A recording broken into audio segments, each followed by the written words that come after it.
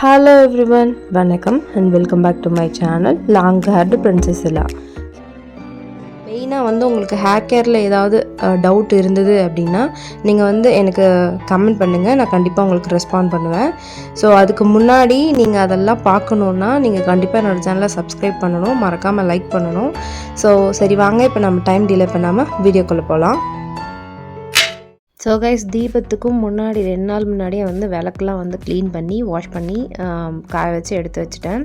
So இப்போ அன்னைக்கு evening பூஜை பண்ணணும் இல்லையா, விளக்கு பூஜை, அதனால் நான் அது போட்டிருந்தேன். அதுக்கப்புறம் பார்த்திங்கன்னா என் பையன் ஆஞ்சநேயர் வரைஞ்சி அதுக்கு பூ விளக்கெல்லாம் கிளேலே பண்ணியிருந்தான், ரொம்ப நல்லா இருந்துச்சு. அதான் இப்போ பார்த்தீங்க. ஸோ எல்லாமே ப்ராப்பராக ரெடி ஆகிடுச்சு. ஆக்சுவலி இந்த ஸ்பெஷல் தீபங்கிறத தாண்டி நாங்கள் கார்த்திகை மாதம் சிவபெருமனுக்காக விரதம் இருப்போம். ஸோ அது நான் ஃபாலோ பண்ணிகிட்ருக்கோம். அது ஃபாலோ பண்ணுறதுனால நான் 30 டேஸும் வாசல்லையும் வீட்லேயும் விளக்கு வைக்கிறது நான் ஃபாலோ பண்ணுற ஒரு விஷயம். அதில் இது பார்த்திங்கன்னா 4th டேனா இந்த கார்த்திகை மாதம் முடியறதுலேருந்து பிஃபோர் 4th டே, ஓகேவா, எண்ட்லேருந்து பிஃபோர் 4th டே. 4வது நாள் பரணி தீபம் ஏற்றுவாங்க. அதுக்கப்புறம் 3 டேஸ் அந்த தீபம் கண்டினியூ ஆகும். மாத கடைசியில் தீபம் முடிஞ்சிடும், ஓகேவா. இந்த மாதிரி ப்ரொசீஜரில் தான் போயிட்டுருக்கு. ஸோ அந்த ப்ரொசீஜரில் தான் நானும் ஃபாஸ்டிங் பண்ணுறேன். அப்புறம் ரெடி ஆகிடுச்சு. செகண்ட் டேவும் ஸ்டார்ட் ஆகிடுச்சு. இந்த டைம் பார்த்திங்கன்னா கோவிலில் பரணி தீபம் ஏற்றிருந்தாங்க.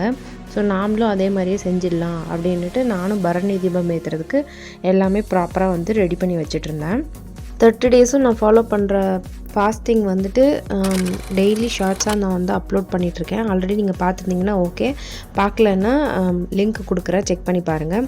ஸோ நான் ஒரு ஹேர் பேக் யூஸ் பண்ணியிருந்தேன் பரணி தீபம் ஏற்றுற அன்னைக்கு. ரொம்ப சூப்பராக இருந்தது. ஆல்ரெடி நான் அதை பற்றி வீடியோ போட்டிருக்கேன். பட் ஆனால் இந்த தடவை நான் வேறு மாதிரி ட்ரை பண்ணியிருந்தேன். ரிசல்ட் ரொம்பவே சூப்பராக இருந்துச்சு. நெக்ஸ்ட் வீடியோ அது கண்டிப்பாக வரும், செக் பண்ணி பாருங்கள். ஸோ கோவில்லேயும் ஒரு வழியாக பரணி தீபம் ஏற்றிட்டாங்க. கோவிலில் ஏற்றினோடனே நானும் வீட்டில் பரணி தீபம் வச்சுட்டேன்.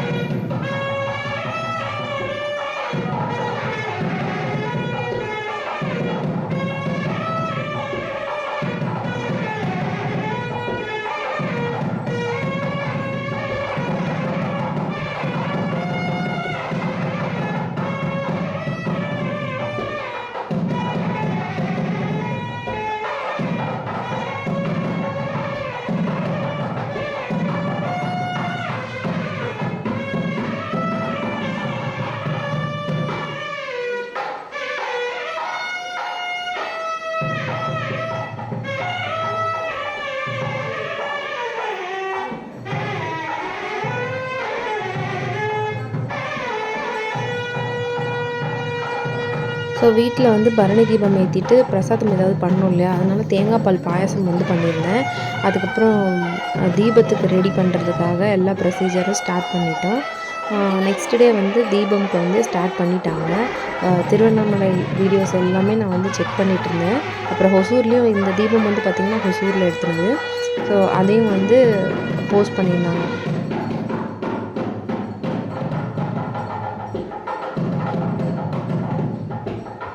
ஸோ இப்போ நீங்கள் பார்த்த லிங்கம் என் ஹஸ்பண்ட் ஃபாஸ்டிங்காக வீட்டில் நாங்கள் ரெடி பண்ணி மனையெல்லாம் வச்சு அலங்காரம் பண்ணி ரெடி பண்ணிட்டோம். இது தீபம் அன்னைக்கு மார்னிங் எடுக்கிற ஃபுட்டேஜு.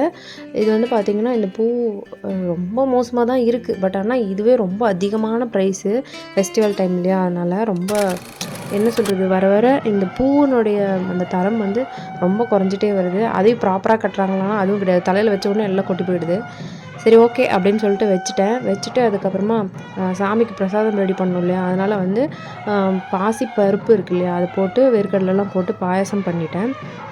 முந்திரி திராட்சைலாம் தாளித்து கொட்டி நெய்யில் வணக்கி எடுத்து போட்டாச்சு. அதுக்கப்புறம் பார்த்திங்கன்னா சக்கரை பொங்கல் வேணாம், வெண்பொங்கல் பண்ணிக்கலாம்னு சொல்லிட்டு வெண்பொங்கலும் ரெடி பண்ணியிருந்தேன். கொஞ்சம் உடம்பு சரியில்லாதனாலையும் இந்த ஹொசூரில் ஆல்ரெடி ரொம்ப சில் கிளைமேட்டு, அதனால் நான் சரி வெண்பொங்கல் பண்ணிடலாம், அப்படியே டின்னரும் ஓவர் ஆகிடும் அப்படின்னு சொல்லிட்டு பிளான் பண்ணி வெண்பொங்கல் பாயாசம் 2 பண்ணிட்டோம்.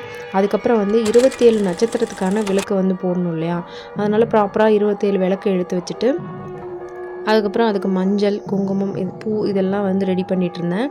ஸோ குத்து விளக்கு எல்லாமே ரெடி பண்ணி அதுக்கும் வந்து பொட்டெல்லாம் வந்து வைக்க ஸ்டார்ட் பண்ணிட்டோம்.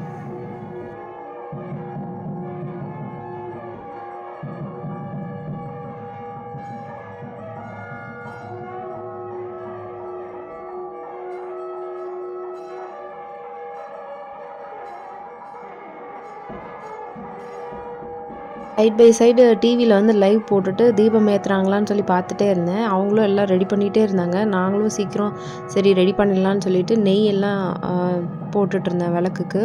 நெய் கொஞ்சம் போட்டுட்டு எண்ணெய் கொஞ்சம் போட்டுட்டு மிக்ஸ் பண்ணி தான் போட்டிருந்தேன். ஏன்னா கொஞ்சமாக தான் நெய் இருந்தது. ஸோ அதனால் எல்லாத்தையும் ரெடி பண்ணலான்னு சொல்லிட்டு வேக வேகமாக ரெடி பண்ணிகிட்ருந்தேன். ஸோ நான் அவசர அவசரமாக ரெடி பண்ணுறத பார்த்துட்டு சர்வேஷா வந்து நானும் உங்களுக்கு ஹெல்ப் பண்ணுறேன் அப்படின்னு சொல்லிட்டு திரி போடுறேன்னு சொல்லிட்டு வந்து உட்காந்துட்டான். சரி அவன் ஆசையை ஏன் கெடுப்பானேன்னு சொல்லிட்டு நானும் வந்துட்டு சரி ஹெல்ப் பண்ணு அப்படின்னு சொல்லிட்டு அவங்ககிட்ட சொன்னேன். ஃபஸ்ட்டு எண்ணெயெல்லாம் ஊற்றி திரியெல்லாம் வந்து போட்டு ரெடி பண்ணிகிட்டு இருந்தோம். ஃபைனலாக ரெடி பண்ணி முடிச்சுட்டு திருப்பி டிவி பார்க்கும்போது கரெக்டாக தீபம் வந்து வைக்க ஸ்டார்ட் பண்ணிட்டாங்க.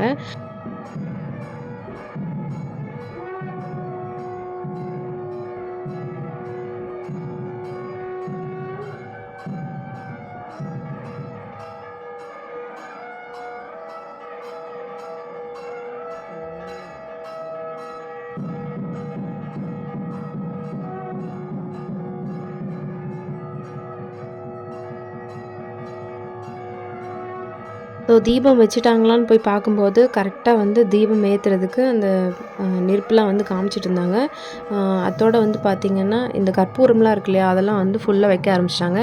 கரெக்டாக 6:10க்கு வந்து தீபம் கரெக்டாக ஏற்றிட்டாங்க. ஸோ பார்த்துட்டு கொஞ்சம் நேரம் நின்று சாமி கும்பிட்டுட்டு வீட்லேயே வந்து விளக்கு போடுறதுக்கு ஸ்டார்ட் பண்ணிட்டேன்.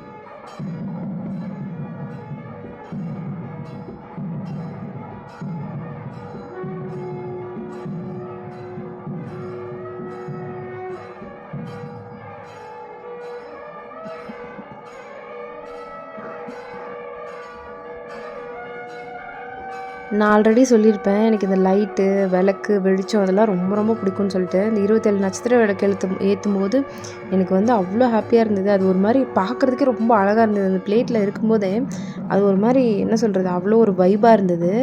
ஸோ அதுதான் எனக்கு இந்த ஹோல் இதுலேயும் ரொம்ப ரொம்ப பிடிச்ச ஒரு விஷயம். அதுக்கப்புறம் வீடு ஃபுல்லாக விளக்கு வச்சுட்டு லைட்லாம் ஆஃப் பண்ணிவிட்டு அந்த விளக்கு வெளிச்சத்தில் இருக்கும்போது அது இன்னும் பியூட்டிஃபுல்லாக இருந்தது.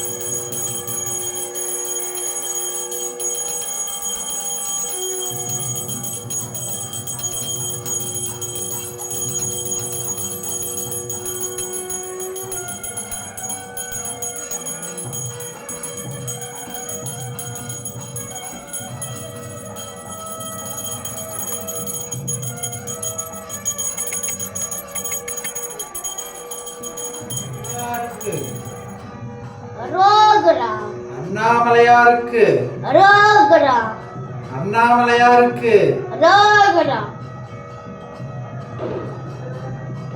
அரோகரா, அரோகரா. ஸோ சர்வேஷா வந்து ரொம்ப எந்துவாக சாமியோட ஸ்லோகம்லாம் சொல்லிகிட்டு இருந்தான். ரொம்பவே ஹாப்பியாக இருந்தது.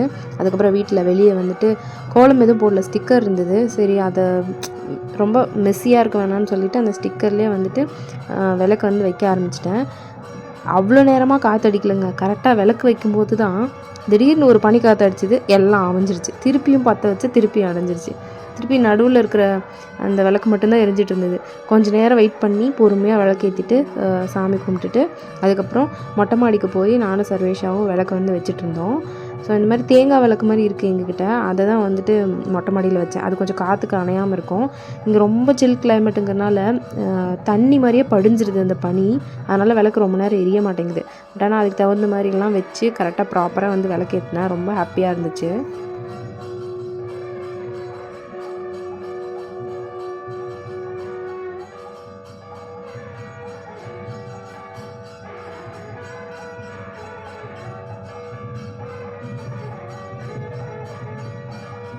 வாசலில் விளக்கு வச்சுட்டு அது எரியுதா இல்லை அணைஞ்சிருச்சான்னு பார்க்கலான்னு வந்தேன். அப்படியே விளக்கு கூடயே பக்கத்தில் வந்து உட்காந்துட்டு வேடிக்கை பார்த்துட்டு இருந்தேன்.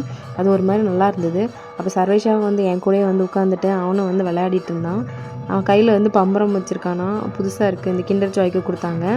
ஸோ அது விளையாடிக்கிட்டே அப்படியே வேடிக்கை பார்த்துட்டு இருந்தோம். ஒரு மாதிரி ப்ளசண்ட்டாக பீஸ்ஃபுல்லாக இருந்தது.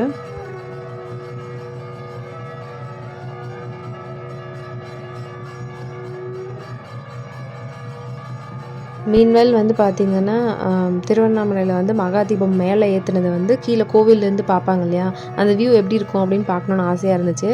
சோஷியல் மீடியாவில் செக் பண்ணும்போது இந்த மாதிரி இருக்கும்னு சொல்லி காமிச்சிருந்தாங்க, அதுவும் பார்த்துட்டு இருந்தேன். அப்புறம் அர்த்தநாரீஸ்வரராக வந்து சிவபெருமான் வந்து எனக்கு ரொம்ப பிடிச்சிருந்தது. ஏன்னா எனக்கு ரொம்ப பிடிச்ச காட்லேயே வந்து சிவன் ரொம்ப பிடிக்கும். சிவன்லேயும் அர்த்தநாரீஸ்வரர் ரொம்ப ரொம்ப பிடிக்கும். ஸோ அந்த மாதிரி ஒரு கோலத்தில் வந்து சிவபெருமானை பார்க்குறது ரொம்ப ஹாப்பியாக இருந்தது. நிறைய பேர் வந்து திருவண்ணாமலையில் வந்து கிரிவலம் போயிட்டுருந்தாங்க, அதுவும் வந்து பார்த்தேன். ஸோ அந்த கிளிப் தான் ஆட் பண்ணியிருந்தேன். அதுக்கப்புறம் வந்து பார்த்திங்கன்னா பௌர்ணமி இல்லையா, நெக்ஸ்ட் டே வந்து 30th டே நான் வந்து சரி ஓகே கோவிலுக்கு போகலாம் அப்படின்னு சொல்லி பிளான் பண்ணியிருந்தேன். ஏன்னா 30ஆம் நாள் விரதம் முடிக்க போகிறேன். என் ஹஸ்பண்ட் வந்து 48 days இருப்பாங்க, நான் வந்து 30 days இருப்பேன். ஸோ அந்த 30 days இருக்கிறனால நம்ம அங்கே இருக்கிற மலைக்கோவில் சிவன் கோவிலுக்கு வந்து போயிட்டு வரலான்னு சொல்லிட்டு போயிருந்தோம். அங்கேயுமே வந்து தீபம் வச்சுருந்தாங்க, அதுதான் இப்போ நீங்கள் பார்த்துட்ருக்கீங்க. ஸோ தீபம் ஏற்றுற அன்றைக்கி என்னால் வர முடியல, பட் ஆனால் வீடியோஸ்லாம் பார்த்தேன். சரி அதனால் வந்து பார்ப்போம், எப்படி 3 days எரியும் அந்த தீபம்னு சொன்னாங்க, அதனால் பார்க்கலான்னு வந்திருந்தேன். ஸோ கோவிலுக்குள்ளே போய் தரிசனம்லாம் முடிச்சுட்டு பிரசாதம்லாம் வாங்கிட்டு வெளியே வந்ததுக்கப்புறம் கோபுரம் எதிர்ச்சியாக பார்க்கும்போது தான் தெரிஞ்சது, கோபுரத்துலேயும் தீபம் வச்சுருந்தாங்க. பார்க்க ரொம்ப அவசரமாக இருந்துச்சு.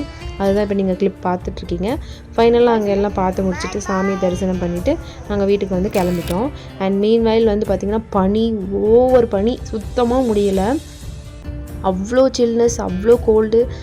லிட்ரலி நீங்கள் ஒரு 2 minutes மட்டும் நின்னா போதும், அப்படியே நனைஞ்சிருவீங்க, அந்த மாதிரி பனி பெஞ்சிட்டு இருந்தது. அதுவும் இல்லாமல் இது ஹில் ஸ்டாப் இல்லையா, அதனால். அப்புறம் இந்த வியூ வந்து பாருங்கள், சும்மா கேலக்ஸி மாதிரி இருக்குது பார்க்குறதுக்கே. அந்த அளவுக்கு வந்து ஹொசூர் சிட்டியோட full view, one side of view வந்து தெரியுது. ரொம்ப நல்லா இருந்தது. அதையும் பார்த்துட்டு அப்படியே இந்த ஃப்ரீஸியான கிளைமேட்டில் அப்படியே மூவ் பண்ணி ஃபைனலாக வீட்டுக்கு வந்துட்டோம். வீட்டுக்கு வந்துட்டு பிரசாதம் கொஞ்சமாக சாப்பிட்டுட்டு அதுக்கப்புறமா நாங்கள் வந்து பட்டாசு வெடிக்கலாம் அப்படின்னு சொல்லி பிளான் பண்ணியிருந்தோம். ஸோ மலைக்கோவிலேருந்து இறங்கும்போது இப்போ நான் ஒரு கிளிப் ஆட் பண்ணுற பாருங்கள், அதில் நிலவே வந்து எரியிற மாதிரி அந்த மாதிரி ஒரு ரெட் கலரில் தெரிஞ்சது. ரொம்ப அவசரமாக இருந்தது. வீட்டுக்கு வந்து பார்க்கும்போது டோட்டலாக வந்து ஒயிட்டாகவே இருந்தது. ஸோ கோவில் போயிட்டு வரதுக்கே 6:30 ஆகிடுச்சு. வந்த உடனே பார்த்தேன் நிலா வந்து கரெக்டாக இருந்தது பார்க்குறதுக்கு. ஸோ உடனே வந்து வெளியெல்லாம் விளக்குலாம் வச்சுட்டு வீட்டுக்குள்ளேயே சாமியெல்லாம் கும்பிட்டு முடிச்சுட்டு அதுக்கப்புறம் தான் சாப்பிட்டுட்டு அதுக்கப்புறம் பட்டாசு வெடிக்கலான்னு சொல்லி பிளான் பண்ணியிருந்தோம்.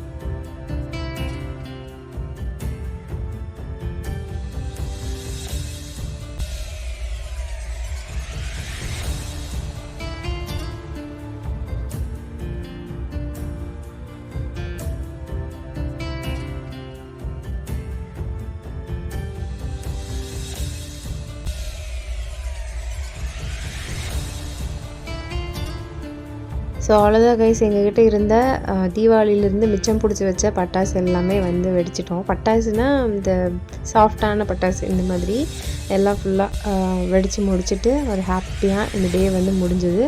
இதோட வந்து கார்த்திகை 30 வந்து முடியுது. என்னோடய ஃபாஸ்டிங் முடிஞ்சுது. பட் ஆனால் என் ஹஸ்பண்ட் வந்து 48 days ஃபாஸ்டிங் இருக்காங்க. ஸோ அதனோட அப்கமிங் வீடியோ கண்டிப்பாக வரும். இதில் எடுத்து நான் சில கிளிப்ஸ் எல்லாம் வந்து ஆட் பண்ணியிருக்கேன். உங்களுக்கு இன்ட்ரெஸ்ட் இருந்தால் பாருங்கள், சப்போர்ட் பண்ணுங்கள். அண்ட் என்னோடய மெயினான கண்டென்ட் என்னென்னா ஹேர் கேர் கண்டென்ட் தான். மறக்காமல் மிஸ் பண்ணாமல் அதையும் பாருங்கள். நான் இந்த வீடியோவில் ஒன்று சொல்லியிருப்பேன், ஒரு பேக் வந்து போட்டிருந்தேன் மாஸ்க்குன்னு சொல்லிவிட்டு. அந்த ஹேர் மாஸ்க் என்னங்கிறத நெக்ஸ்ட் வீடியோவில் வந்து நான் ஷேர் பண்ணுறேன். கண்டிப்பாக விசிட் பண்ணுங்கள், யூஸ்ஃபுல்லாக இருக்கும். ஸோ தேங்க்ஸ் ஃபார் வாட்சிங் திஸ் வீடியோ கைஸ். அண்ட் உங்கள் எல்லாருக்கும் என்னோட சார்பாக இனிய கார்த்திகை தீபத் திருநாள் நல்வாழ்த்துக்கள். ஸோ கைஸ், இந்த வீடியோ உங்களுக்கு பிடிச்சிருந்ததுன்னா மறக்காமல் நம்ம சேனலுக்கு ஒரு லைக் பண்ணிவிடுங்க. அப்புறம் கண்டிப்பாக உங்கள் ஃபேமிலி அண்ட் ஃப்ரெண்ட்ஸ் கூட ஷேர் பண்ணுங்கள். உங்களோட தாட்ஸ் என்ன அப்படிங்கிறதையும் கமெண்ட் பாக்ஸில் வந்து சொல்லுங்கள். கண்டிப்பாக நான் வந்து உங்களுக்கு ரெஸ்பான்ஸ் பண்ணுவேன். Until then, this is Long Hair Princess Ella. See you on next video. Thank you. Bye-bye.